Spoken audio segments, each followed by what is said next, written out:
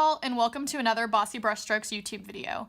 I get questions on my Instagram fairly often about how I achieve a consistent or perfect downstroke. I figured I'd make a YouTube video to kind of expand a little bit on the techniques that I use to try and get a perfect downstroke each time with my lettering. So if you want to hear more, just keep on watching.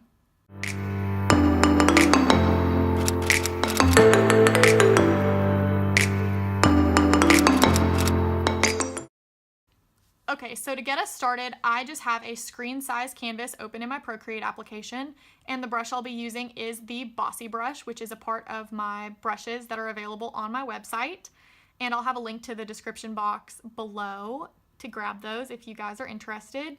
So the first thing, I'll just jump right in. Like I said, the whole point of this video is me kind of coming on and trying to talk about and give a few tips and techniques that I have on getting a consistent or perfect downstroke, kind of able to give that effortless look to your lettering because you have that consistency. The first thing that I wanted to touch on, just in case you're new to Procreate and you may not realize it, is the Streamline feature, which again, if you're new, you may not know about it. This is really great, and on all my brushes on my website, my Streamline is maxed out because that's what works best for me.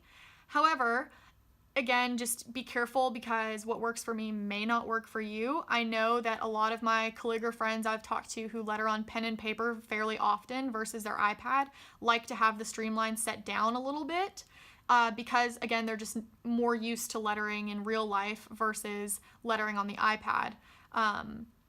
But let me show you what Streamline actually does. So if we come down, and I guess we can turn it all the way to 0 just to show you. If I'm trying to make, a straight line, let me zoom in. You can see that there are a lot of jagged points where I did my best to keep my pressure consistent and my straight line, but I'm just human, so I naturally, I'm moving and I'm talking, and you're getting just those little dips that show inconsistency. But if I come in here and turn my Streamline all the way up and do the same thing, you can see that there are no little dips or jaggeds except just at the points at the end, which I did a pretty good job with not doing it. But normally, I'm so used to preparing for the next letter that I kind of can lighten up a bit. And okay, this is the perfect example. I'm glad I did this. A lot of people get this on the end of their letters, and not just with my brushes, but with a lot of people's brushes. I see it in a lot of the lettering groups I'm in, and this happens when you let off too quickly. So something just to keep in mind at the end of your strokes, and especially me, I changed the color to white. I'm like, why am I not lettering? Especially me, when I do my letters, I like to have this little dip here at the end of my letters. That's just kind of my style. So let me turn the size down so I can do that a little better for y'all.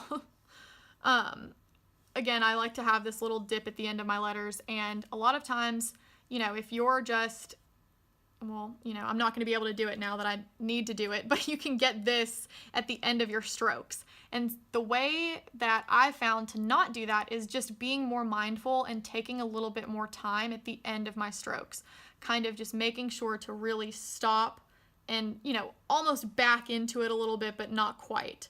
So, let's see, let me clear that for y'all. Oh, and as you saw right there, that little blob it created, something pretty cool. If you hold your pencil down, you can get a quick line and you can snap it. If you hold your finger down, it snaps it with degrees, but if you don't hold your finger down, you can kind of swing it wherever. So you can't hold it down too long on the screen or else it'll think you're trying to create a line. Just FYI to those who are not aware. Let me zoom out a little bit.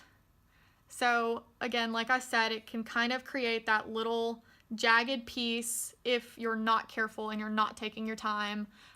So again, the only way to kind of avoid that is practicing and just getting used to it and recognizing kind of when you do it, all right, well, did I let off the screen too fast? Was I too quick? Just whatever makes it happen for you based on, the angle or how hard you're holding your pencil. You can kind of figure out a little bit better way to avoid it. So the other secret, which is not really a secret that I have that helps me get a consistent downstroke, is playing with my brush size over here. So instead of, making my brush size bigger and knowing that I'm trying to letter something small, let's say the word hello, and, you know, trying to only slightly give a little bit of pressure, that can be a lot harder to get a consistent downstroke. So even just these two L's, you can see a pretty big difference in how that L has, like, how fat it is on the downstroke versus this L. Because again, you're only human, so even if you think you're giving a consistent downstroke, you know, there's still a little bit of variance there. So what I found really helps me is writing fairly firmly. So I'll set my brush size down a little bit so that when I'm lettering, you know, on my downstrokes, I'm giving the full amount of pressure. And that helps because I know that no matter what letter I'm doing, all of the downstrokes are going to be that same size because I was giving full pressure on all of them. This helps a lot too.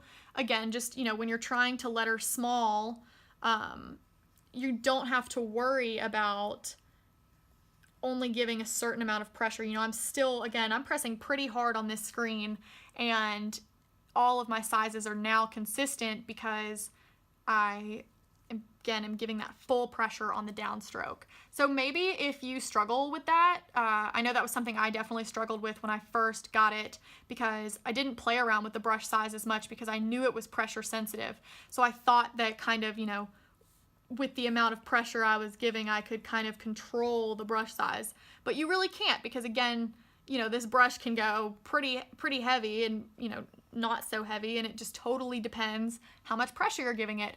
But that's the beauty of the Apple Pencil. I'll give it that. You know, that's why we all love it so much, is that pressure. So if you're struggling with that, I would definitely say play with the brush size and see if that helps you on your lettering journey, and see if that, again, just helps you get those consistent downstrokes. And, you know, again, this video wasn't super professional, no super secret tips and tricks. Just play with the Streamline and play with the brush size and see if that helps you any on your lettering journey. I'd love for you to follow me on Instagram and reach out to me there, or leave a comment below if this video helped you.